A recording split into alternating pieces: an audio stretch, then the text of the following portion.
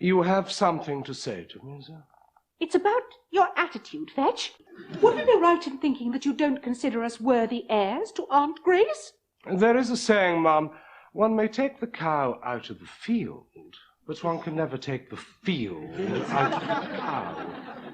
Rubbish! Cow can be whatever it wants to be. A flamingo? Yes. Yes, if it wanted to. Why not?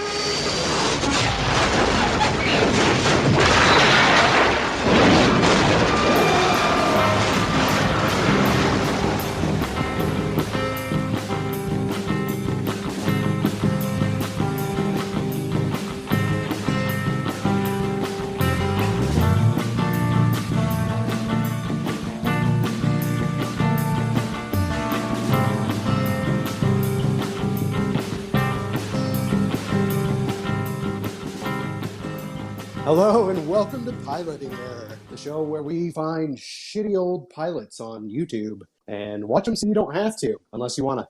Don't do it. I am Joe, and with me, as always, is Stuart. Hello. And we have a new guest today, our buddy Andrew. Hey. Today we're doing the 1997 Eddie Izzard written but not starring pilot, Cows.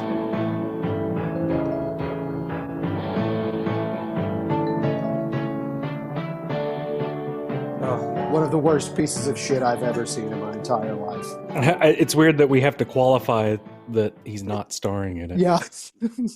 I saw somewhere that he did a cameo, but I don't think that's right. He played Mime Cow somewhere. Huh. Maybe at the wedding where there were all the cows. No. I don't think I noticed that. So to elaborate, this is a show about a family of cow people. Yeah. And instead of using, elaborate effects to make these cow people, they commissioned the Henson Company to make them probably the worst rubber masks I've ever seen. Yeah, it was definitely on the level of like Planet of the Apes. Yeah. If not worse than the original Planet of the Yes, Apes. right. It was actually a company called Positive, and they talk about it on their website.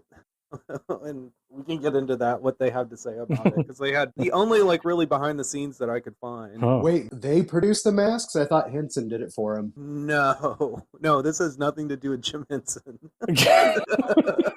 Let's not oversell the show here.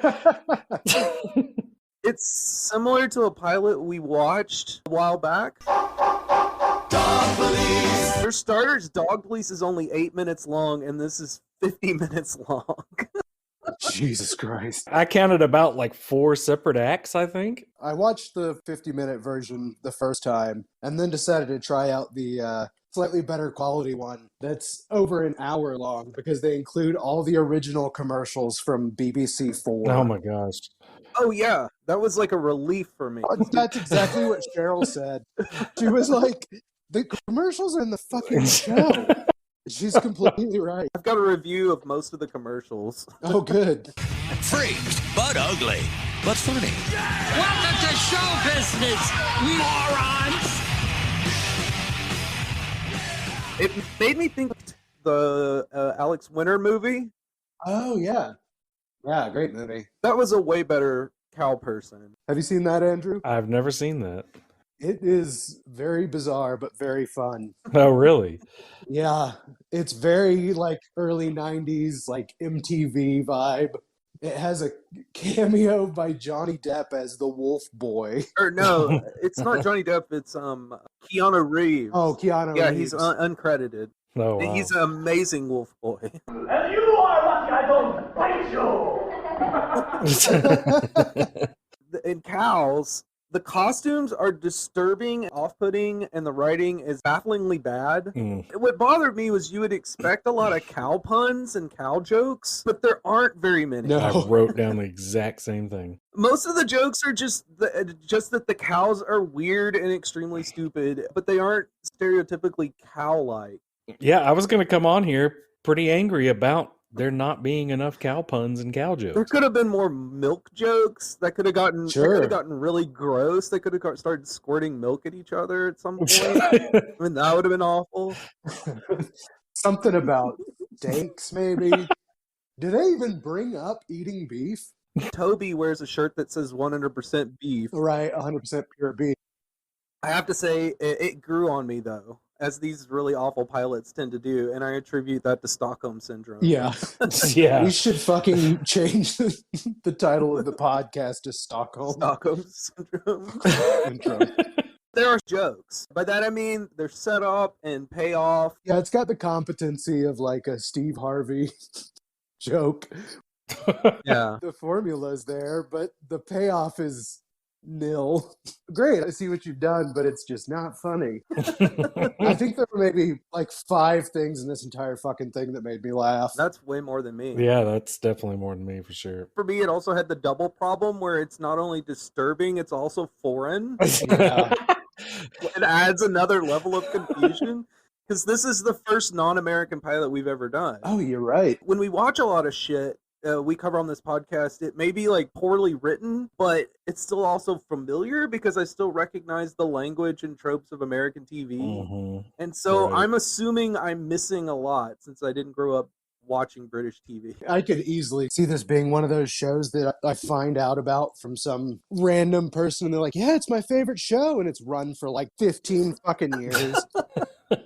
Oh, yeah, cows. British humor, supposedly more subtle, more dry, I guess. More zany, I say. More zany. This is definitely on the wacky. Coming from people that say I'm going to the toilet rather than I'm going to the bathroom. I'm off to loo. More bluntly horny. Certainly. That came kind of to a surprise to me. You think going into a English sitcom that has cows featured as the main characters, and yet they start off like a little raunchy and risque. Yeah. I guess that's normal for British television, but yeah. Surprisingly, I kind of was caught off guard by that. How much British TV have y'all watched? A lot. Shit ton. Yes, yeah. Because all I've ever watched was what was on PBS in the 90s. Like, Are You Being Served? Allo, Allo.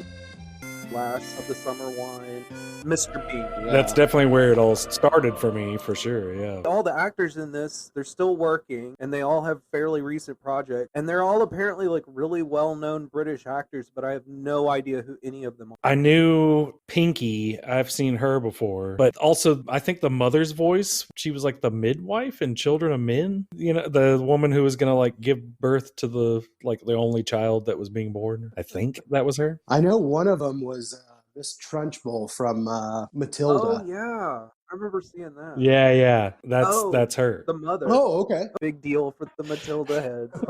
I like a joke as well as the next fat person. It's a great film. Yeah, it's pretty good. So anyway, the show was produced by Eddie's production company, Ella, that produces all of Eddie Izzard's comedy, and a company called Positive. And I wanted to read some of what they have to say about cows on their website. For some years, TV companies have been trying to persuade Eddie Izzard to do a show, and Eddie refused. Almost as a dare, he proposed a show where all the characters were cow. Yep, cow. We couldn't resist the chance to make the show, and although the results ended up a little mixed, we had the most fun in the world building them up out of foam and paint and then swathing some of the UK's top comic actors, Pam Ferris, James Fleet, Kevin Eldon, and layers of identity-hiding latex. The cow costumes took so long to get on that the actors had to get started at about 6 in the morning and weren't allowed to, quote-unquote, leave until the wrap. Drinks had to be taken through straws through their faces, and their faces had to be cooled by attendants clutching fans, and only one change of hooves was allowed a day. To cap it all, we discovered once we were on location that the head mics didn't work as we'd hoped. So we had to redub all the voices afterwards. Oh my God. That's pretty weird. Having said that, rehearsing with Eddie and the cast was a joy, and the best part of all that was the cowmobile, a specially painted black and white Citroen, had to be made roadworthy and licensed, so Positive actually got to keep it after the shoot. Eventually, no one had the guts to drive it around town, so we quietly sold it off. And we would love to know who bought that car, so if you have the Citroen, send us an email at our web zone, cowcar@cow... Cowspodcast.com. Podcast.com. .cow. So it seems that Eddie really wanted to prove something and write a TV show. That was the whole deal. Or maybe he just wanted people to leave him alone. He just suggested the most ridiculous thing ever just to see if they would give him money, and they did. Not surprising. Yeah, good for Eddie. But he didn't write it by himself. He wrote it with this other guy named Nick Whitby, who has pretty short IMDb. Especially after this. He did write a movie called Gladiatress, and the reviews on Letterboxd are pretty good. Wow. One review is just no. Caesar, the women, they fight like the men. The ladies, they like to fight.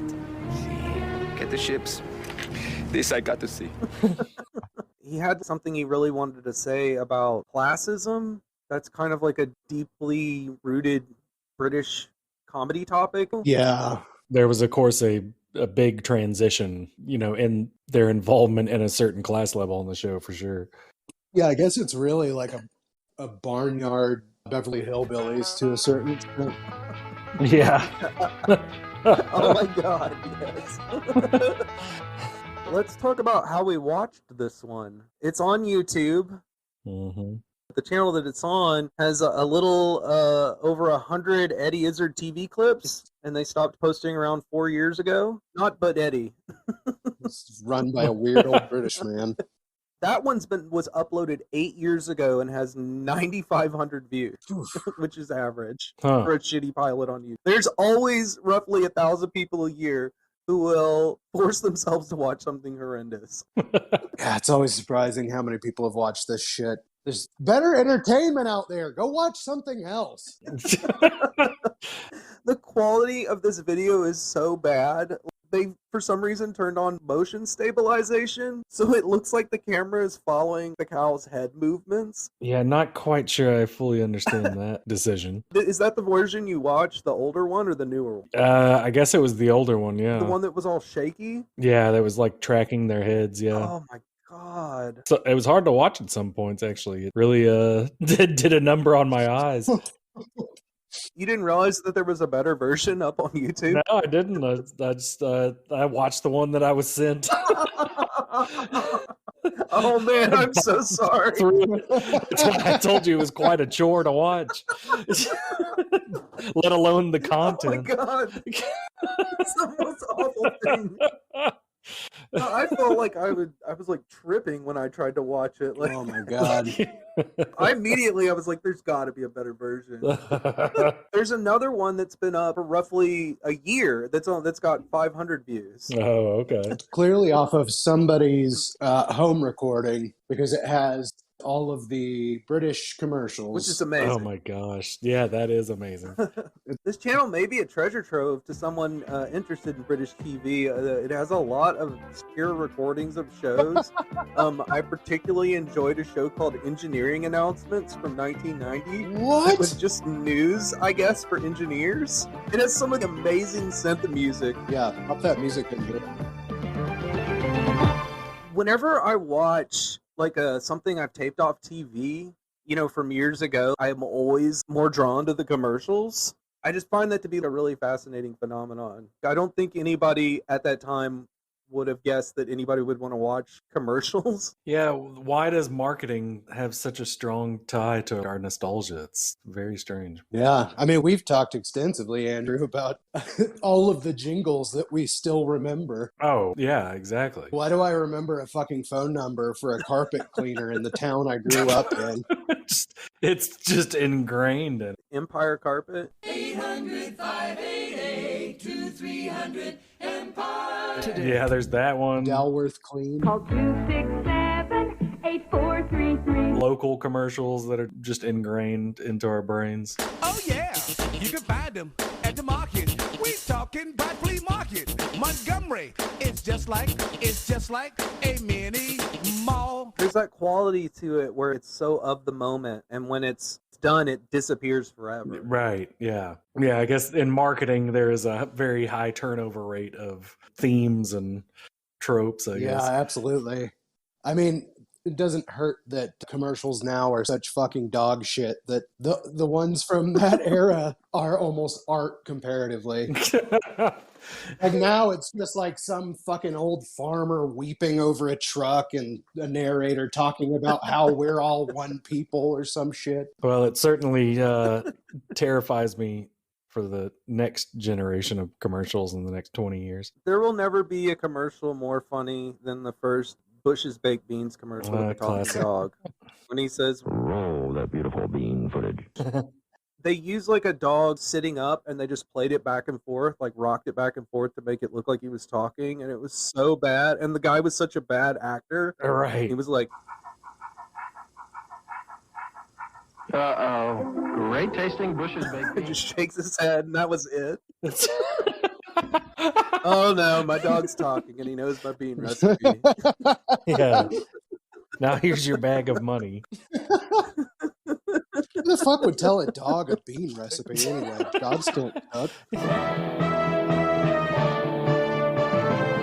All right, so the first thing that happens is we are bombarded by a whirlwind alternative history lesson in how cows suddenly became sentient and then demanded rights. And this all happens in under a minute. Pretty fast development. Yeah. Cows talk, people listen. Yes. So we get two newspapers. The first says, "Amazing story, cows talk," and it's in all caps. And the other says, "Amazing story, humans listen." And it happens so fast that you have to pause it to notice that the first paper is the human paper and the second paper is like the underground cow press. Oh my God, I didn't even notice that. Jesus Christ. It happens really fast. The Shropshire Cornet and the Shropshire Churn, and it's got a hoof on it. And what's odd is that they have a printing press, but it just doesn't work right, apparently. It's hard to do typesetting when you're even-toed Ungalite.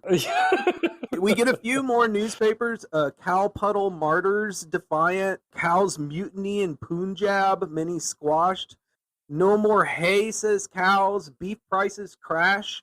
Cows converge on Washington. We're fed up being eaten, says Chief Sitting Bloke. Then we start seeing black and white footage of cow protesters demanding rights. Then another cow headline, "Cow throws herself on top of king's horse," and finally cow ownership abolished. This was a very direct parody of very specific real events in civil rights struggles of mostly people that were oppressed by the British. Yeah. The Cow Puddle Martyrs is a reference to the Tall Puddle Martyrs from Dorset, England. They were agricultural laborers who were arrested during a labor dispute in the 1830s and became a popular cause in early union and workers' rights movements. The Cows Mutiny in Punjab is probably referring to the Gondar Mutiny in India. Of course, India was under British rule, 1858 to 1947, and that was attempted mutiny at the beginning of World War I by Indian soldiers. The worst one is the last one, where the cow throwing herself on top of the king's horse, which is a direct reference to suffragette Emily Davis, who committed suicide by throwing herself in front of King George V's horse at the 1913 Derby. In a desperate attempt to get people to listen to women demanding for the right to vote in England. Holy shit, I knew that had to be a real event. Just a hilarious thing to be making a joke about right at the beginning of your show. Oh, man. Fucking insane. Not off to a good start, making fun of people seeking basic human rights. While we're at the beginning of the show here, the logo. Yes! What? Why is it so generic? It's a 1990s minimal futuristic logo. Yeah, it's like a corporate logo. Yeah, it's like something you would see on a shirt at Gadzooks. Gadzooks. Yeah, I kept thinking it was like horns or an udder, but you're right. It's just like a circle cut in half. It is horns, for sure. Yes, It is yeah, horns. yeah. But very subtle, though. The theme song, too, is really, really fucking generic. They just grabbed it off the shelf. Right. But yeah, not spending a lot of time on any of it. Yeah. Oh, God damn. This fucking show. We are outside a house, and we see the cow Citron. What model is that? Did they say? No, it just says a Citron. Got that classic Citroen DS front, but I don't know what it is. We're always trying to figure out what cars are on this show, and none of us has a fucking clue. Like, we're like, yeah, is that a... No, that's not one of those. Is it? No. None of us have that fucking idea. So we go inside of the house, and we see the Cow family, the Johnsons, who are sitting on a couch together watching porn.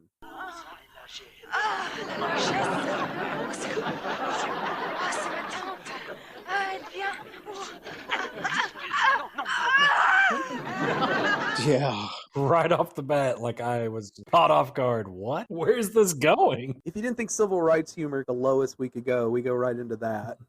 So the characters are, there's the mom cow who is Boo, the dad who is Thor, the youngest son is Toby, who is a stupid, horny little preteen, and then the daughter is Nicola, but I caught a few times where people were calling her Shirley by accident, which is the actor's name. Interesting. I did not notice that. Yeah, they probably just didn't even bother to fix it. And the older brother is Rex, who's like the cool guy. I mean, cool guy cow guy. Odd choice of accent on him, yeah. He's kind of like the surrogate Eddie Izzard character. Yeah, I guess you could say that, yeah. So they're sitting there on the couch, and Toby starts asking his dad a bunch of questions about why the people on the TV are having sex. Why are those two people doing that? Because they're cousins. Don't they mind getting wet? They're in love. That's the first thing that happens. Great opener. And then there's this rushing transition, this like sweep, which they used through the entire show, which is so bad and strange and out of place. Well, yeah, it was definitely just whatever they had loaded up in the editing machine. Yeah, we'll use this. So then we're outside, and Rex is letting a human woman out of her car. And the woman is, this is Pinky, and she's our surrogate to the cow. A lot of this first bit is just Pinky questioning the cows about their lifestyle, which is supposed to be extremely funny. Right. And it's not. It's not all. No, it's not funny. Especially the very long bit of how old the young son was. He kept saying the number 2. How old are you? I'm 2. How much is that in real years? 2. Okay. How old would you be, right? You'd been born a human. 2. Just being silly, aren't you? 2. Oh my god, just get over it. And they're asking her about her underwear. Very That's disturbing. right. What underwear do you wear then?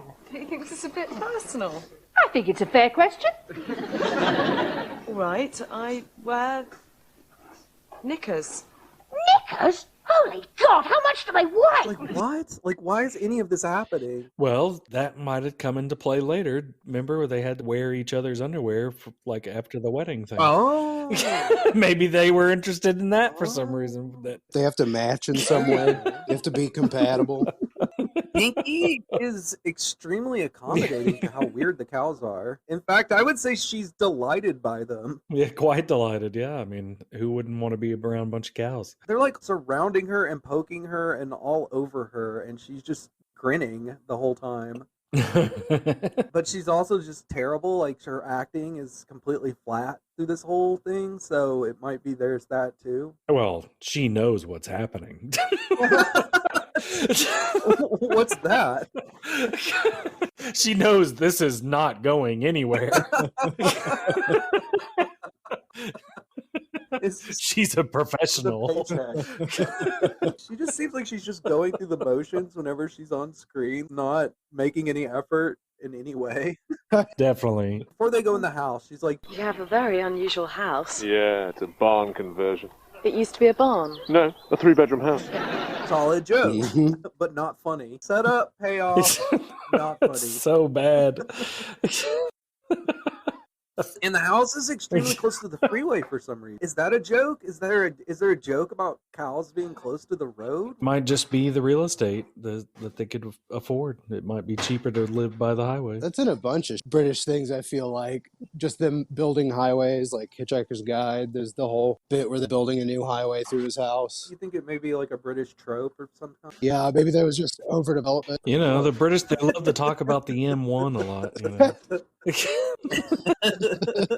We love IM1, don't we, folks?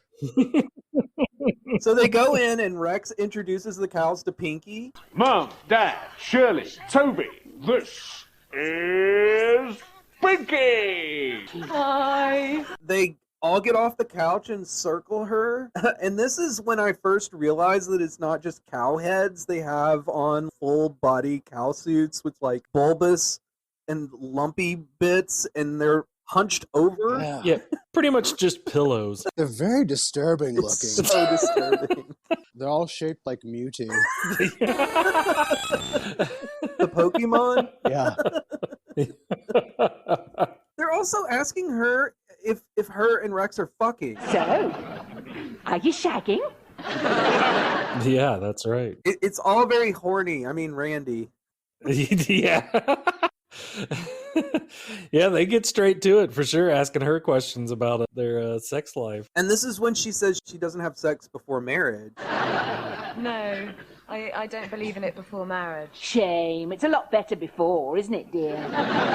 Much better, yeah. Which seems to be a plot point later on. That's right, yeah. But she says that she has had sex. I've never had sex either. Well, I didn't say I'd never had sex. Nor did I then. Yeah, so does that mean she's been married prior? All British people are born divorced. So Rex has a bag of grass that he says he just bought. Did you buy that grass? Oh, yes. Why do you buy grass when you live in the country? I mean, it's all around you. My darling, there's grass and there's grass. This is the finest bit of Timothy this side of the Hindu Kush. Well, it turns out it's actually marijuana. And Rex pulls out a giant joint the size of a baseball bat. And they all start passing it around, including Pink. Is there a joke about cows smoking weed? What is this? I don't know. They like all sorts of grass. I guess that has to be it. However they can get it in them. Smoking it, eating it, ramming it up their ass. Then Rex tells Pinky it's time for bed. Right, bedtime. Where am I sleeping? In the bedroom, I've put down fresh straw. This just came out of nowhere. And she's like, where am I gonna sleep? Because we are not fucking. Well, it turns out the cows all sleep together. As cows do. And the mom says... Well, we don't have many secrets. We are cows, you know. Yes. Until recently, we used to wander about willy-nilly with all our bits and bobs hanging out. And our genitals. I still do. We were like a bunch of Germans in July. Yeah.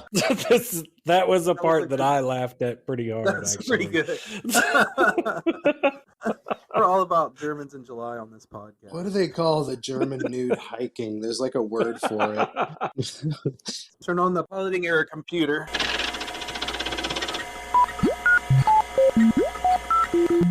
Naturgefühl. That sounds like nude hike. It's a compound word meaning nature and nude.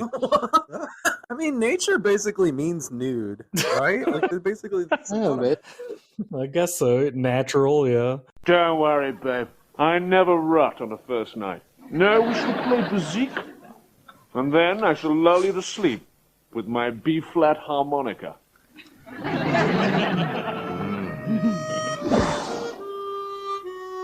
We actually hear a B-flat harmonica, which is kind of nice. Yes, right. So it's the next morning, and the cows have stayed up all night smoking the enormous joint. They're still smoking it. Pinky comes downstairs, and she's wearing a man's shirt and no pants, like how a girl wears your shirt when she sleeps over for the first time. Uh-huh. And Rex is apparently gone. Where's Rex? Gone for chips. For breakfast. No, for Christmas. I thought it was odd that the cows eat fish. Yeah. Yeah, that is strange. What the hell? That's their entire diet. If they want to be part of the society, they gotta integrate. they gotta acclimate. They gotta abide by our culture. Is fish and chips, is that like a lower class food? I think so. It's like, it's pretty typical like pub food, I guess. I mean, is that maybe what they're trying to say, is that they're like low class people and that's why they eat fish and chips for every meal? I would imagine, I don't know. maybe. This ties into my theory. This is all just a classism allegory. There was definitely a lot of commentary on that for sure. It was quite obvious. And then they have this ridiculous conversation, Nicola and Pinky, about wigs for some reason. Pinky, why don't you wear a wig? We wear wigs. It's never too late for a wig. Get a wig. I like my hair the way it is. And it just goes nowhere. So Rex shows up with fish and chips, and the cows dig in. Then Rex asks Pinky if she has told them. And they go back and forth, and they do the cutie, like, you tell them, you tell them. You tell. No, you tell. No, you tell. No, moo tell. Moo tell. No, do tell soon or we shall have to kill you. Yeah, because it was that cringe. Yeah, it was really bad. It needed to end. Well, it turns out Rex and Pinky are getting married, and they want a traditional cow wedding. And the mom comes right out and says, Darling, don't you think it's an awful lot of bother for a shag? The shag? Are you daffy, mate? I don't know if they really ever explain that. Is that why Rex is marrying Pinky, just so he can fuck her? Is that what this is? Or do they... Because it seems like later on, like, he is really upset that she doesn't like him anymore. Yeah, he was really genuinely upset. He spends the last half of the show, like, writing love poetry. Right. And falling down drunk. Well, that's what you do when you're a lord living in a castle. Cow in love. Lord Beef. A love-struck lord. It leads to this bizarre conversation between Nicole and Toby, where Toby demonstrates he doesn't know what sex is. He was describing it as a plural word. S-E-C-K-S. Like a sec is one of them, and sex is plural. It's not sex. It's sex. So it can't be what sex is. It's what sex are, you fat fool. Yeah, this was really annoying to me. I actually had to go back and watch just that bit just to understand what he was trying to say. And it was a lot of effort for such little payoff. That joke went nowhere. But one thing I will say about this show, though, is a lot of times they will talk about something, like they'll say, we should do X, and then they immediately go do that thing. Right. Which is good. They're showing, not telling. Yes. There's no payoff. I think it suffers from the same kind of obnoxious, random humor as the Young Ones. Once in every lifetime. Which I remember loving as a kid. Oh, yeah. Oh, yeah. That's a very good point. I was trying to really put a pin on it, exactly what that style of humor was reminding me of. Just random joke after random joke. It doesn't necessarily flow with the show. The joke is like the progress of the story. Yeah. Yeah. Which is no good. Also, Young Ones does not hold up at all. No, it's pretty rough. Yeah. Fucking made my asshole turn inside out. Fucking cringe. It's so bafflingly random. Something will be happening, you're like, who are these people? And then it turns out they're like floating in their sink or something. Or there's a fucking bunch of gangster mice or some shit hanging out, doing a little commentary on what's going on. Very meta and woof. Woof. Look, who's there? Euripides. Euripides who? Euripides trousers. Humanities trousers. They're just too far ahead of us, our dumb Americans. Yeah, I mean, 80s sitcoms here. Jesus Christ. Bad. Here we are again with the same shit. It's just family. Yeah. And they are X. Yeah. Fill in the blank. That's the trope that we deal with. They want to have a wedding, and it occurs to them that they need money. Excuse me, none of you has even the first idea about money, have you? Which is bizarre. Yet they have a house and car. And... Yeah, but they got that by trading potatoes. How'd you buy things? Swapsies. What did you swap to get the chips? Potatoes. How many? About a sack. Okay, okay. Sounds like a pretty idyllic world to me. Yeah. Maybe it's a dig on the Irish. No, I doubt No? it. Fucking maybe. Who knows? I don't know what was going through any of these cocaine-addled minds when they were making this shit. Nick Whitby, send us an email. Let us know what you were thinking. Yeah, I'm just waiting for someone that made one of these pilots that we shit all over to fucking figure out how to contact us and get mad at us.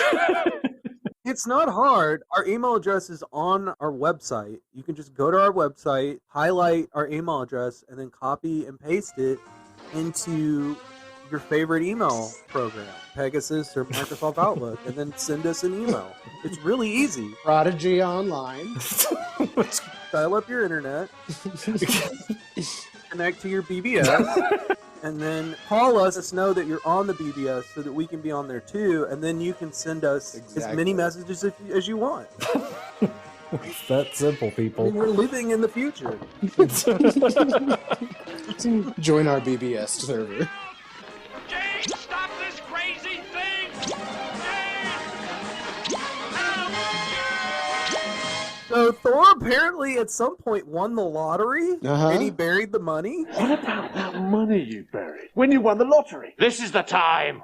Fetch the spade. And they go dig it up, and it's only £1. He probably could have found more than that just digging randomly. And the dad declares, No, by God, you shall be married, properly married. I'm going to have a think. In fact, I'm going to have the mother of all thinks. He grabs an enormous roll of toilet paper and stomps off. Department store toilet paper. Yes. Half ply.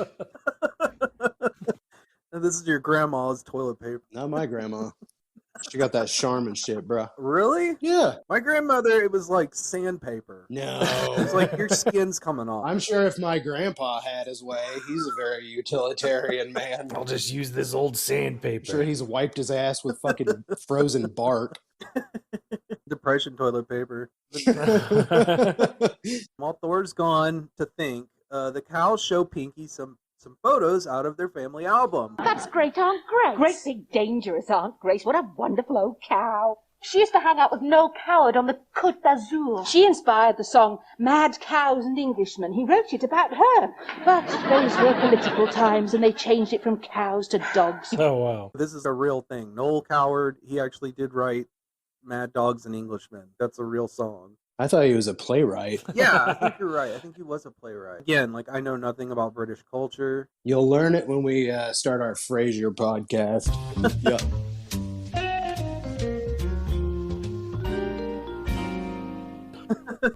So Dad comes back from taking a shit, and he has substantially less toilet paper with him, which I thought was a nice touch. Now that was a think. And then he just starts saying a bunch of crap about money, like how money is nothing. Yeah. And what is money? Ha! 'Tis naught. 'Tis nothing. 'Tis less than nothing. 'Tis no. 'Tis no. 'Tis... Which isn't funny. No, nonsense. Aunt Grace, Rex wants to get married to someone he met in a pub. Can we have some money? We beg. Yes. It's brilliant. You get a sweeping transition, and they're all in the Citroen on their way to see Great Aunt Grace. We wasted no time. They leave Pinky behind. Shall I close the door? Yeah, but whatever you do, don't slam it. No, don't! Slam it?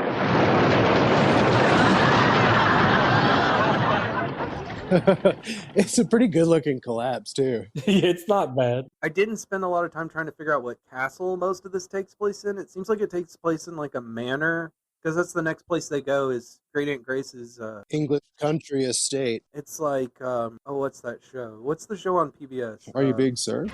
No, the show about the manor. Fuck. Downton Abbey. It definitely looks like that. Upstairs, downstairs. After the house collapses, we are treated to a commercial break. And I made a list of some of the commercials I really enjoyed. So there's the car commercial that ends with a joke about colon cleansing. Miss Wax, time for your colonic irrigation. More like time to test this sporty engine. What? Yeah. Sure. American car commercials should have more shit and ass jokes. But there's the one where a bunch of people are in a bar laughing, and there's a man stone-faced wearing a dress in the middle of it, and they're clearly laughing at him, and then the bartender hands the man a beer and says, Come on, Hooch, tell us another one. Okay. A man walks into a bar. because they're laughing at his jokes, not his dress. His beer. Odd Country. Oh, that's pretty great, yeah. PC Genius. Open up PC Genius and you're opening up a great new way to help your kids sharpen up their maths. This is pretty cool. Every fortnight, they mail you a sleeve of educational games on floppy disk for your kids. Not bad. That's awesome. It made me think of Math Blaster and Outnumbered. Go boot up Math Blaster tonight. Math Blaster. Relearn my 1, 2, 3s. On some Reader Rabbit. There's a crazy commercial about going to France for free or £5 that has something to do with the Sun newspaper. Go to France for free or take your car for £5. France for free. Zip, zilch, nothing. Starting in tomorrow's Sun. Baffling commercial from a baffling man, Robert Murdoch. I did not understand that one. It went by really fast.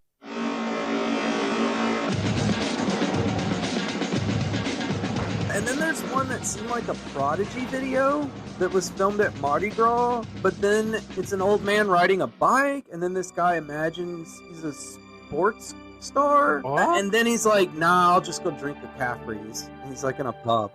What a give up. Then there's the Peugeot one that you really liked. Yeah, the Peugeot 106 one, yeah. Pretty baffling for the most part. A woman's like test driving the 106 or something, and then the passenger is a horny mobster kind of character with sunglasses on. Yeah. And then she wakes up and says she had a weird dream, and it's her and her friend driving to the Australian outback. And then there's 2 Australian dudes and a goat in the back seat, and it's implied they're gonna fuck all 3 of them. I just had the most awful thought. So have I.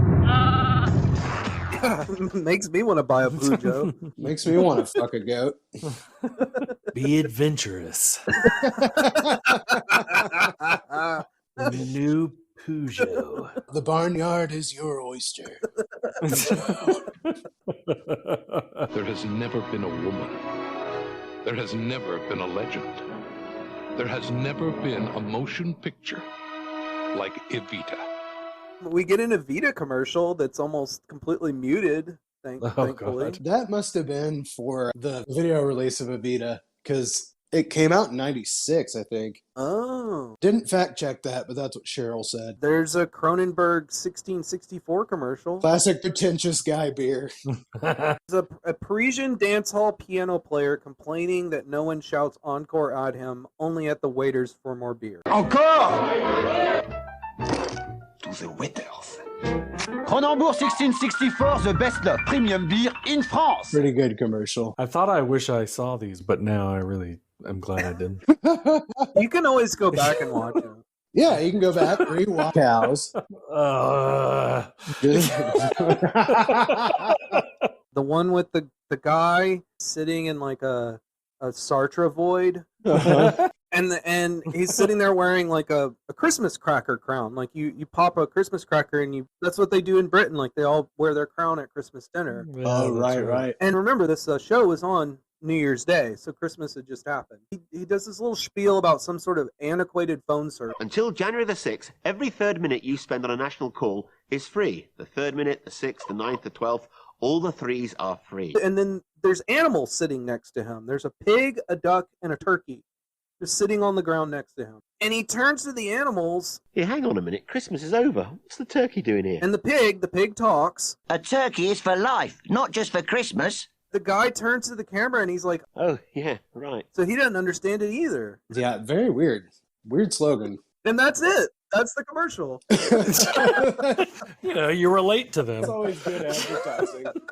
To have the people in the advertisement be as baffled as the viewer. So the commercials were the highlight of this show for me. Sorry, Andrew, you didn't get to see them. Yeah, such a shame.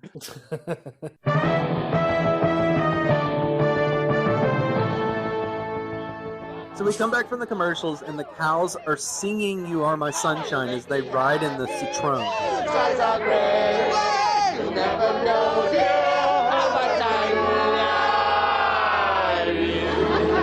The rare treat. And they pass through gates, and we see the huge mansion, and then they pass by a giant sign that says, "Beggars will be shot with guns." That was one of the jokes that made me laugh. As opposed to being shot with bows and arrows or slings. Soliciting for money, no nonsense around here. Shot with water balloons full of piss. I don't know what's worse. I don't know. Cow piss is probably pretty strong. Cow piss. Smell that? Sheep country. Seems like a reference to Fear and Loathing. Well, they are driving a convertible. Yeah. I don't think they would all fit in that car if they didn't chop the roof off. Oh, yeah. By the way, I did look it up, and it is a Citroen DS four-door convertible. Oh, good. I had no idea they made. Cool, though. Very cool. Yeah, it is cool. Citroens are cool. So then we are inside the mansion, and the cows are standing in a dining room at the end of a long table. And a butler walks in and says, I am Fetch, your great-aunt's factotum. I shall inform her that you are here. Please do not touch the omens. and he leaves. And of course, the cows immediately start breaking everything in this room. The mom is on the phone trying to get the house insured. Excuse me for seeming stupid, but that is why I wish to insure it. I'd hardly be ringing you if the house was still standing. And that's really funny. And Rex and Dad talk about why Aunt Grace is so loaded. How come she's so wedged up? She married money. Kinky. Don't get it. The most baffling joke in the whole thing, probably. Do not understand that. You're having sex with money. Wow. Okay. I didn't say it was a good joke. And if you did, this would be over.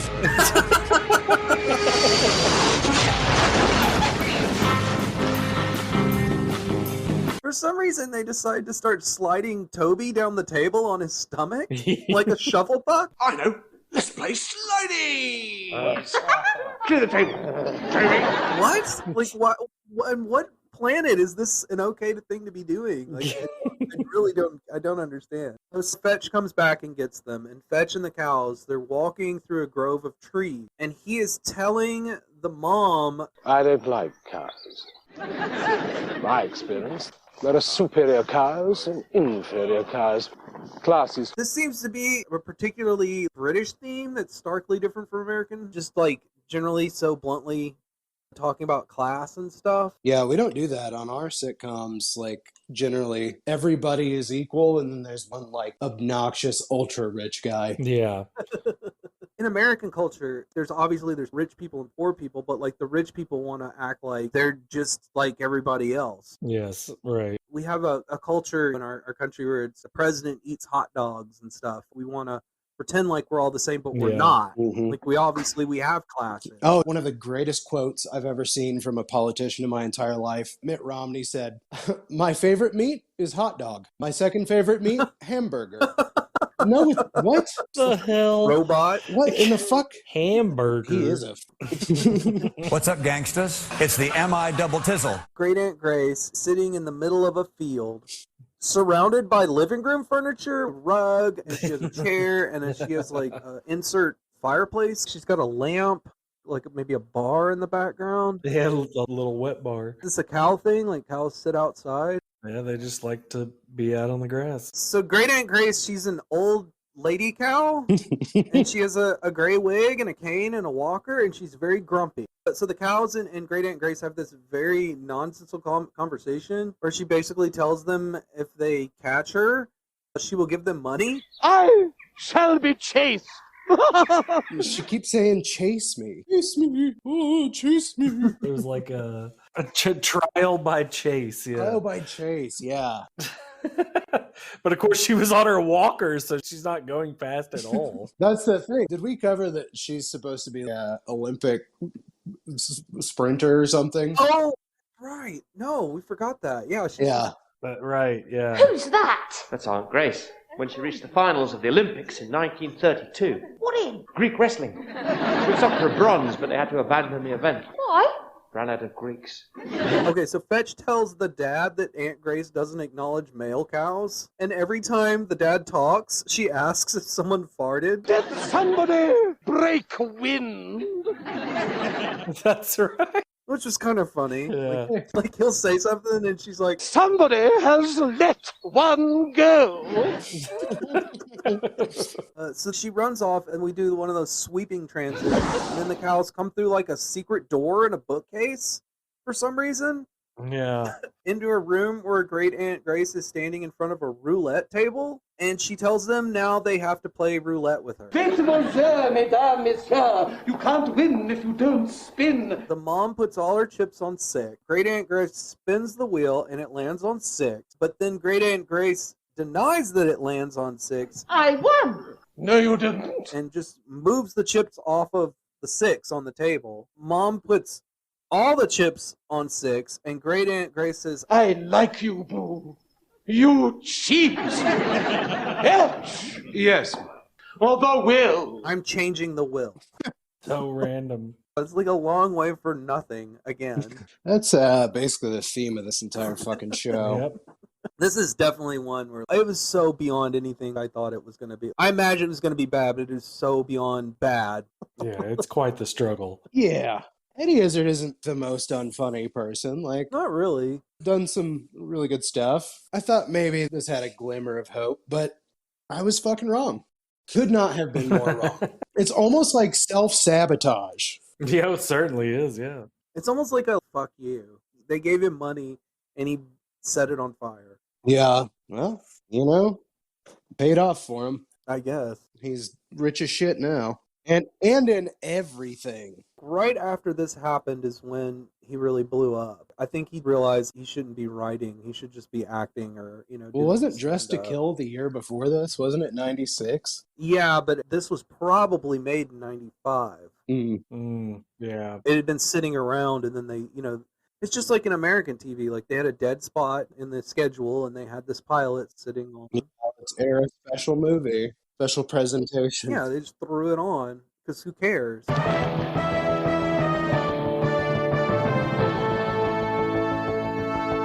So now Great Aunt Grace is writing her will. But the will shall not be read until 3 months after my death, and you may stay here until that time. Are you sure we've some pretty unpleasant habits? I couldn't give a toss. I would be here. Because tonight, at midnight, I shall be struck by lightning. Rex calls Pinky and tells her, Yeah, it's not looking good, babes. She's as mad as a dog on a rocket. We cut to Aunt Grace standing in a lightning storm, waving a lightning rod, defying the gods to strike her down where she stands. What? Like, why is this happening? There's really no rhyme or reason. She was prepared to commit suicide that night. Ready to die. Yeah, it was her time. I kind of got the idea that they were implying that she's kind of psychic because she knew they were coming and she knew all about Pinky and... Right, she knew about the storm coming. When one gets to my age, one knows a thing or two. And I know, too. But I don't understand why she's killing her. And the cows are hanging out inside watching her and they don't really care one way or the other. So of course she's struck by lightning and it reduces her to a pile of ashes. Oh, that's when he does say she's turned into crispy beef. There goes a lady. There goes a loony. There goes a ton of crispy beef. Yeah, all they can do is just stand there and joke about it. Sometime later, we're in the office and the mom is on the phone with the vicar. We were hoping to double up the funeral with my eldest son's wedding. Save on cake. Just not a bad idea. Right. Just put them together. I really like this line. Yes, Vicar. No, don't get us wrong. We're very keen to have you do the funeral. We need someone who can Vic. Then Mr. and Mrs. Pinky show up to discuss the wedding. Yep. That's what the butler says. Mr. and Mrs. Pinky are here to discuss the wedding arrangement. Which means that Pinky is her last name? Right. I thought at first that they were just calling her Pinky because she was human. That's exactly what I thought. She just looks like a baby gerbil to them. Naked mole rat? Yeah. Delicious guinea pig. How good of you to meet your acquaintance, and how nice to make you come. Yeah. They don't like the wedding arrangements. He says, We're not having silage jumping, or wig fighting, or pigs on stilts sucking cherries through a hose. That's a blowjob reference, right? Yeah. I don't know. Like, it's so random. Oi, mate, she could suck a cherry through a hose, she could. Right before he says that about the wig fighting and whatnot, he says, Let me put this in words of one syllable, if I may. Sorry, one what? Syllable? That's awfully kind, but we've eaten. God, so random. Yeah, I didn't know whether to think, like, is there another word for, like, syllable in the British slang or something? Like, as a syllable, like a cow tablet, or like some sort of like... I know, I thought I was missing something on that. Is there like a food that rhymes with it that I'm not thinking of? That would be the only thing that I could think. If you know what the cows were talking about, send us an email. Cow questions and answers at prodigy.cow. We cut right to the wedding. Like, right to the wedding. And the cow family are all wearing clown wigs for some reason. This is so bizarre. It doesn't make any sense. They love wigs. Yeah. They're really into wigs, apparently. Yeah. Fucking, god damn it. I hate this show. I feel like the wedding scene might be the best part, other than the commercials. Other than the wigs. But I, in fact, did not laugh at any part of it. Right. No. We've got the cow family, and there's like a bunch of cows there, and like humans on the other side. So the two families on either side, there's like an aisle, and Rex and Pinky are there, and they're wearing tuxedo and wedding dress. And then the vicar comes in, and the vicar says, I hope you will all bear with me. As requested, I shall be giving both the human and the bovine service. And he's holding two books. We are gathered here today in the sight of God to join together this fellow Rex with this woman, Pinky. And then he switches to the other book and says, Love. Ooh, it's a thing. It makes you jump. It makes you sing. It makes you do most anything. Let's get these guys together. And then he switches back to the human. Do you, Rex, take Pinky to be your lawful wedded wife? Yeehaw. Which is actually a cow thing. Like, it's like a cowboy thing. Yeah. And do you, Pinky, take this fellow Rex to be your lawful wedded husband? And then he switches to the cow book. Even if he takes up golf and his middle name is Rolf. Your middle name is Rolf. No, it's just an if thing. An if thing, that's right. It's a very Eddie Izzard joke. And Rex Small Pizzle Johnson. So his middle name is More Pizzle. Even when her looks do fade, even when her hair has grayed, even as her jokes do grate, even though she shags your mate.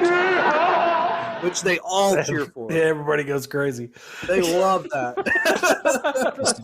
Fucking horny cows. Rex and Pinky, you may now exchange pants. And they are each brought a pair of like tighty-whitey underwear. Yeah. They show the underwear to each other, and Pinky has a giant pair, and Rex has a smaller pair. Maybe it's their size, I guess. Right. And then they trade them, and then they play like peekaboo and throw the underwear over their shoulders. And I do not understand why any of this is funny. It's just complete random nonsense. It is. It really is. In fact, when the vicar was reciting that first line, that love, ooh, it's a thing, I immediately Googled. Yeah, very familiar. That line that he had said and tried to. I was like, is that from like a song or something? Nothing. It was like from literally nothing. It was all original. I legitimately thought that it might be from Hitchhiker's Guide, like the fourth book or something. Right. It just has that Douglas Adams cadence. So long, and thanks for all the fish. So the vicar declares, "Now let the betrothed enter the tent." And I think every wedding should end with the bride and groom going to a fuck tank right at the end of the aisle. Well, traditionally they did, just like in Ace Ventura with the sheets. Yes, be specific. Ace Ventura 2, let me clarify. 2, yeah, to be specifically, yeah.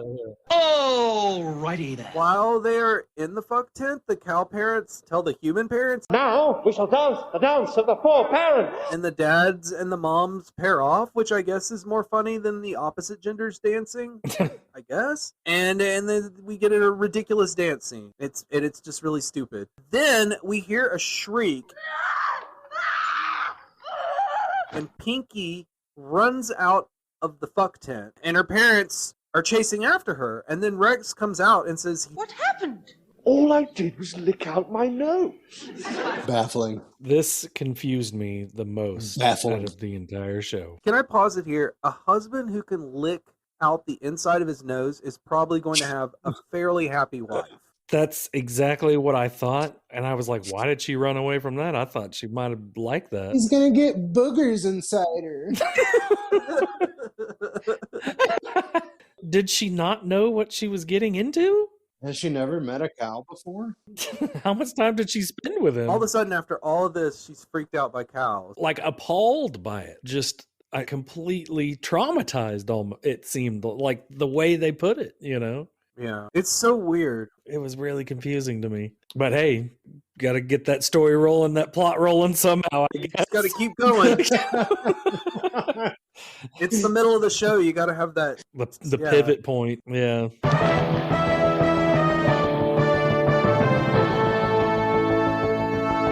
It's time for our new segment where we stop the show and play a game. Jesus Christ. What do you have for us, Joe? Oh, God damn it. All right. I have, since this episode is about cows, and since we have Andrew here, hello, who is the foremost expert on cheese in this country and several others. Wow, not no. I do. I have quite the connection to cows, actually. I have found online, I didn't write this myself because I'm a lazy piece of shit. I have a cheese quiz. Oh, Lord. So the winner of this is the Cheese Whiz? Yep. So sorry. You fucking nailed it. Thank you. Okay, so I've got a few questions. Go ahead and ring in if you think you know the answer. Okay. All right, question 1. What French cheese is considered to be the bluest cheese in the world? Oh, God.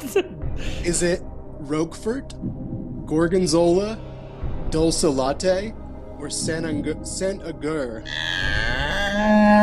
What you got, Andrew? Well, the correct answer you actually pronounced wrong is Roquefort. Oh. I've never heard it pronounced that way in my entire life. But yes, to the American eye, it looks like Roquefort, yes. All right, question 2.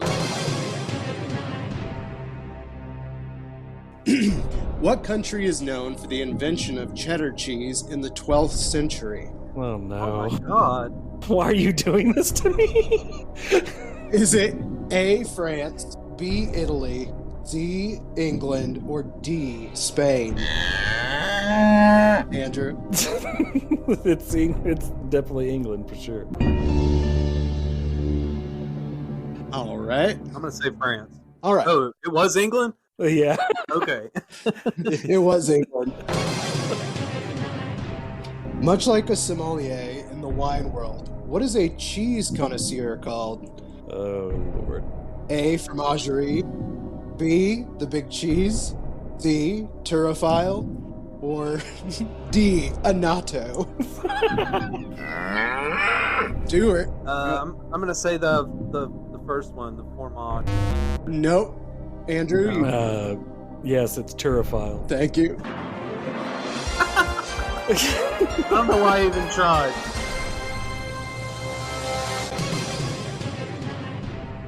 Question 4. Spain's most famous cheese, manchego, is made from the milk of what animal? A, buffalo, B, cow, C, goat, or D, sheep? Go ahead. I'm going to say goat. No. Andrew, you want to have a guess? Guess, yeah. It's sheep.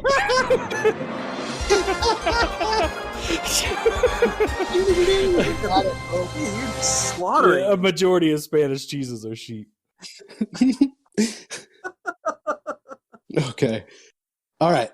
This one's a little bit harder. Dating back to 3,200 years, the first evidence of cheese was found in what country? A, China, B, Egypt, C, Iran, or D, India? I'm going to say India. You got to ring in. India? India. Yeah, India is really known for their cheese. Name the other three again for me. China, Egypt, and Iran. You said 3,200 years ago? Yep. Yeah, that'd probably be... I want to say Iran. Oh, no. It's Egypt. Oh, okay. Interesting. I would have thought India, because paneer is such a simple cheese. Yeah, that's true, yeah. Well, Egypt, it was most likely camel's milk. Ooh. Oh. Yeah, that's a thing. You guys get any of that in? We do carry camel's milk, yes. Not camel milk cheese, though. We carry the milk. Oh, shit. Like to try that. It's horrible. It's awful. Is it's it? terrible. Yeah. I can't imagine anything good would come out of it. Tastes like the animal would smell, you know. Oh, delicious. Yeah. Well, as we learned on our episode about knee-high PI, camels are awesome. But they probably smell like shit. All right, last question. What famous Dutch cheese is known for being smoked or containing caraway seeds? Stuart's got to know this. A, Gouda, B, Edam, C, Emmental, or D, Beemster? Gouda? You got it. I got it! Oh, I got one! You got one. You're not shut out. Kind of a trick question, though, with the end with the Beemster. Yeah. I retire undefeated. Andrew is our winner with 4 points. Stuart barely makes it on the board with 1. I feel like I had an unfair advantage. I don't know. It's almost like I planned it that way. We'll have to play a quiz, my category. It's all about cartoon bands. Oh my gosh. That's awesome. This show gave me the feeling of seeing a certain band called Cartoons. Whoa. That is one of the worst fucking bands I've ever heard in my entire life. That sounds about right. I think they're Australian.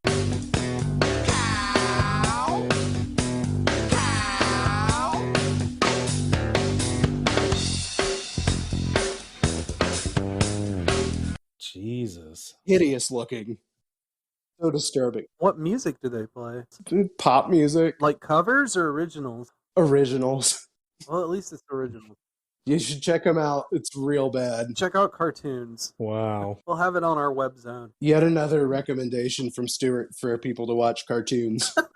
But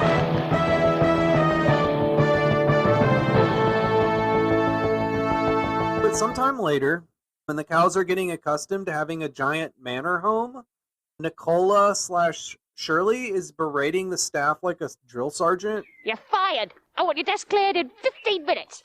I don't have one. Got a little trestle. And Toby is shooting his gun at trees randomly. Morning, Mater. Toby, I wish you wouldn't, dear. What? Shoot the trees. Can't help it. Got a taste for it. In a full Burberry hunting suit. Oh, that's what you call that? Yeah. It's the company Burberry. It's their signature plaid. That's awesome. Called Nova Plaid, I think. 100% wool. Hot as hell, itchy as fuck. And Rex, who's been up to this point wearing like a pinstripe suit and a t-shirt, looks like he's Shakespearean actor. Yeah. And he's drunk and he's writing poetry about losing pink. Like he's really upset about it. Oh why did I fall in love? Oh, why did I lick out my nostrils? He wasn't getting married to fuck her. He really apparently loved this woman. Yeah, he really loved her. And then we cut just immediately through the large dining room where there's a long table and hay all over the floor, and it's pretty dark. It's hard to see. And the daughter, Shirley, is telling the maid that she is depressed about living in the manor. I hate it here. I don't have any friends. Well, from what you've told me, you've never had any, dear, so you can't blame it on living here. The family is getting like burned out on this rich life. Maybe that's what it is. It kind of leads to them not really enjoying being there, even though they've slid into the role of being upper class total assholes to their staff. Though. The cracks are beginning to show. Right. So the maid rings a giant gong, and the rest of the family shows up for breakfast.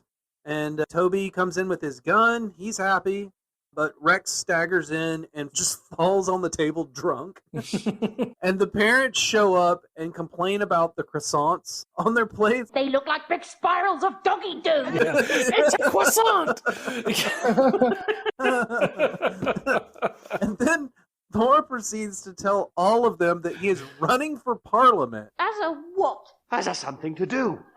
Because he is rich and bored, even though he knows nothing about politics, which is the only thing that happens in this entire show that makes complete sense.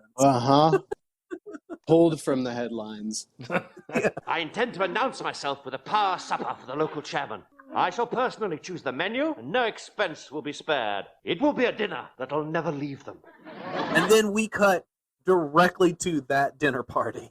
It's so efficient. Because, they're against wasting time in this show. Well, except for the viewers. Our time means nothing. They're all sitting there with the human party leaders, and they're asking Thor questions, and he's giving them stupid answers. And I like this one. How old is this house? And he says, it's 1 billion years old. So, built during the first ice age. Yes, that's why they put in double glazing. Can't argue with that. It's a solid joke. Pretty good. Oh, and then he says, a cow billion. Again with the cow years. Yeah. 10 cow years. The dinner is actually goes pretty well. Once it's established that they are actually there because they want to try and capture the cow vote. This is the first time that, and I think I can use the C word, a cow has stood for the party. And it's a little bit more of the classism and the cows being very common. And the party guy, he says, no, you have that rare commodity, the common touch. No, Toby, sit. I shall not. Well, Toby takes offense to this, and he demands that the guy step outside with him. Well, as soon as the guy steps outside, Toby shuts the door and says, dreadful man. I really wish we had gotten a cow duel. I was like, oh, sweet, are we going to have like a cow, like fisticuffs? No, it's just a shut the door on his face joke. So Thor says, I'm in. While Rex is molesting the party chairman's wife drunkenly for some reason. So I guess he's over Pinky. Yeah. He's just been fondling this woman, and it's never really explained why. I've got a decent idea why. Oh, yeah? Oh, just that he's British. British and handsy. Ever so many romantic misunderstandings. So then we cut to one of my favorite Hackney comedy gags of all time, where someone's on the phone and they just keep emphatically saying yes to whatever the person on the line is saying. Phone humor is very easy because you only have to write half the dialogue. It's only one-sided. Yeah, and the audience just makes up the other half, which means they're going to think it's funnier than anything you could come up with. We've talked about Bob Newhart and phone humor. Oh, yeah. Yeah. Pee Wee Herman does a really good version of this. Pee-wee's Playhouse, Pee-wee's speaking. What? What? What? What? What? What? What? What? No. No. No. No. No. Who was that, Pee-wee? Wrong number. And there's that Looney Tunes guy. Hello? You don't say. You don't say. You don't say. Who was it? He didn't say. It's great. Great. Hackney jokes, they're fine, but you really have to put your own spin on it to make it work. I try. But in this case, the punchline is... Who was it? I've no idea. Genius. Peak of comedy. And so the phone call was... They want me to speak at the party conference. We cut right to him on the way to the party function. And the party leader in the car is quizzing him on what to say about politicians, and we get Margaret Thatcher joke. Decent Thatcher joke. Yeah. Margaret Thatcher. Goodness, is that the time? Right. Not a terrible joke. I guess. We all know that he should say. I'm not saying it on here. The British will come after me. Oh. So we cut to the kids outside with the TV set and chairs, and they're watching the speech on TV. Yeah. Again, they're outside for some reason on a carpet. Cow joke, I guess. Oh, God. I actually got a little chuckle out of the announcer announcing Thor's speech. Talbot Johnson, Quick! with his Quick! maiden speech, He's on! He'll be discussing rural issues and giving a cow perspective. Yeah. And I also like the image of him at the party conference with his image on the 3 screens and just looking bewildered. He really did look like a politician in this scene. Yes. He's giving me Bulworth vibes. Ooh, somebody's not a Warren Beatty fan. Everybody just got to keep fucking everybody till they're all the same color. Warren Beatty, come on to the podcast. Like, he ain't doing shit. We've got some script ideas for you, and they all involve cows. Yeah. So he starts stumbling through his speech and not making a lot of sense. There's bits of the Churchill Sinews of Peace address where he mentions the Iron Curtain. At any rate, that is what we're going to try to do. But eventually he gives up on the speech and decides to speak from the heart. Right. And for a while it's working. Like the people are really getting into it. Until he insults sheep. These are not cow problems. These are not human problems. These are sheep problems. Sheep! The furry little fuckers! The next thing that happens is him and Boo are being thrown out of the back of a panel van. And the panel van says conference caterers. So it's like they had to get a ride with the caterers, not the party. Because I guess the party people were driving them there. Don't bag on the sheep. And Boo says to Thor, who is still sitting on the ground, kind of bewildered, being thrown out of the van. All this, it isn't really us, is it? Yeah, they didn't want to have anything to do with him anymore. The rich life is starting to wear off. And at that moment, Fetch comes out and tells them that the lawyer has arrived for the hearing of the will. Oh, shit. This, by the way, is not a thing that happens. Lawyers don't read wills. They just email them to you or something. Let alone conduct a seance. No, let alone what happens here. They're in some room in the house where there's a statue of a cow covered in hay for some reason.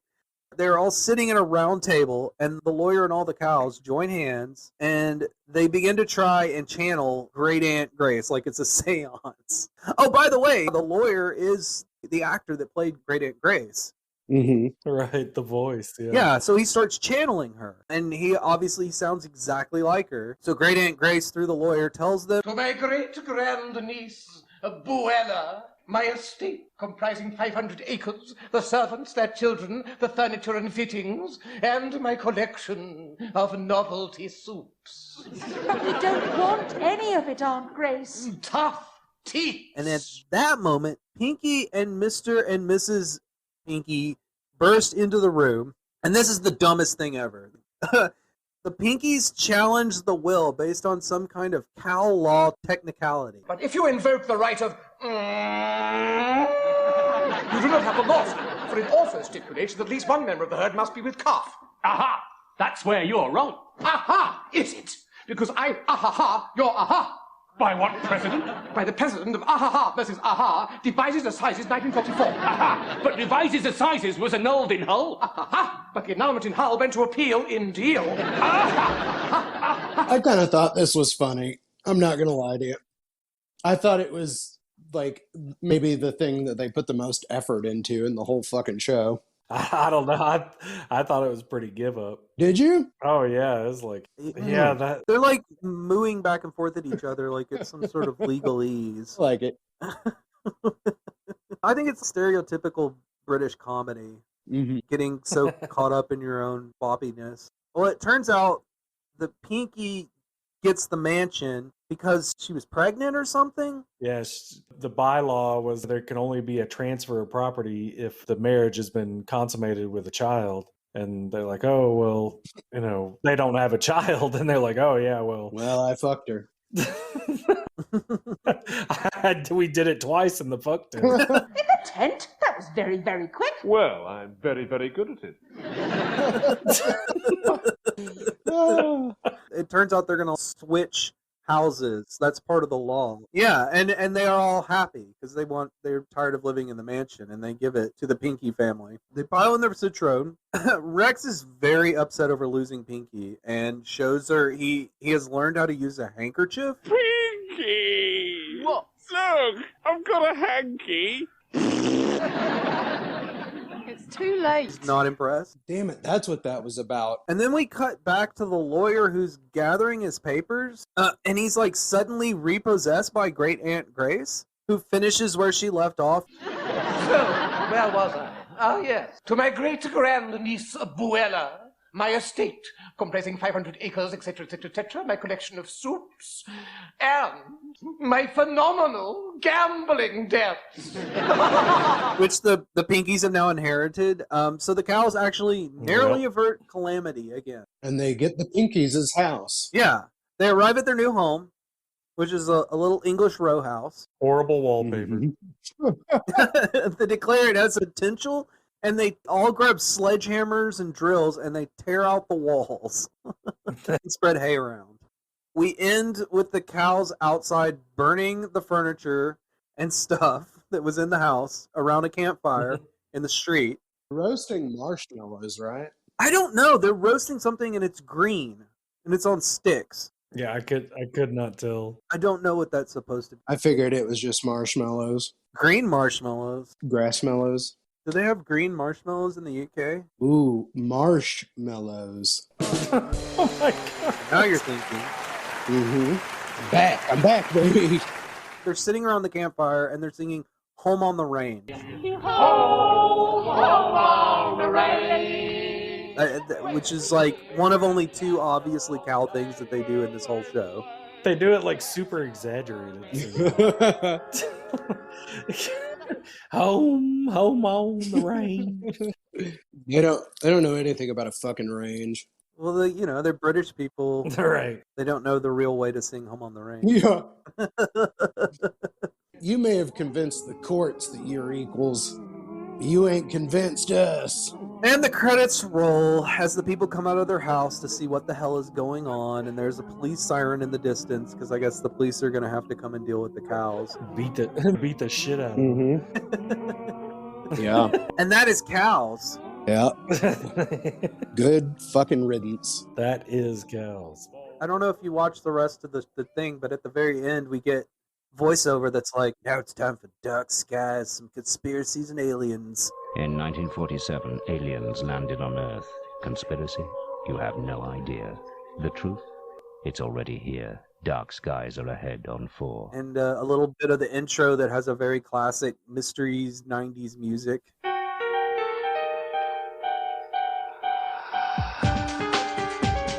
It's the worst thing we've ever watched on this show. No. No. Nothing's worse than knee-high PI. Over-the-top races. Oh, boy. Oh, no. I mean, I love a spot of the old racism. But it was a bit of gilding the lily. The moral of this story that they're trying to tell us is you shouldn't try and raise your station in life or buy into class. Some people are simply inherently lower class, and if they try to appear upper class, they just embarrass themselves and everyone around them, and they will inevitably end up back in the slums where they belong, and they should just accept what they are and be happy. Yeah, because that's where they want to be. Yeah. Right. Classic MI6 propaganda. Yeah, a commoner can't become a politician. You may have the wealth, but you'll never have the status. Got a few little reviews that are really terrible. Let's hear them. The Johnsons hoofed their way to a castle, a party, a conference, and a wedding mooing some good lines along the way, says the Daily Telegraph. The show was suffused too with Izzard's childlike gentleness. What? Jokes as good as these are not frequent visitors to sitcom land. A lighter touch on the makeup and cows might yet turn up a triumph, says Jim White of the Evening Standard. Yeah, that's all he wants them to change? The last one is Utterly Brilliant from Sky Magazine. We didn't get any utterly jokes. I don't think anybody ever used utterly or even said the word utter. No, there's only like the one joke that actually kind of made me laugh where he says, Well, I never liked her anyway. She's got separate breasts. They were separate, yes. As opposed to one big one. One big one with multiple nipples. All these people went on to do other things. Eddie Izzard went on to do other things. Everything. He even went on to do a pilot that we've already covered, which was 1313 Mockingbird Lane. You hated this more than you hated Mockingbird Lane? My God. It's so bad. It's fucking horrendous. Mockingbird Lane offended me. Yeah, offensive, like, as in, what part of the Munsters are you trying to convey here? I really don't. Yeah. And Eddie Izzard also went on to run tons of marathons, apparently. 50 marathons in 50 days or something like that? Yeah, prolific. Yeah. 51 and 53, I think is what I saw.